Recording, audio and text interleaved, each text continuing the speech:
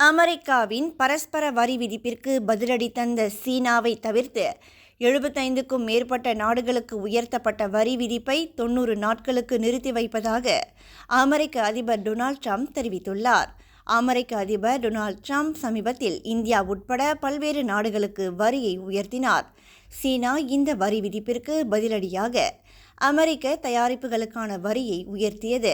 இதனால் சீனாவுக்கான வரியை நேற்று முன்தினம் 104 விழுக்காடாக ட்ரம்ப் உயர்த்தினார்.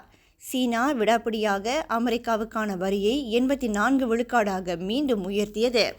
சீனா உலக சந்தைகளுக்கு காட்டிய மரியாதையின்மை காரணமாக அந்நாட்டுக்கு அமெரிக்கா விதிக்கும் வரியை 125ஆக உயர்த்தியது. இது உடனடியாக அமலுக்கு வரும். மறுபுறம் 75க்கும் மேற்பட்ட நாடுகள் அமெரிக்காவை அணுகி பேச்சுவார்த்தை நடத்த விரும்புவதாக தெரிவித்துள்ளன. இந்த நாடுகள் அமெரிக்காவுக்கு எதிராக எந்த விதத்திலும் பதிலடி வரி கொடுக்கவில்லை.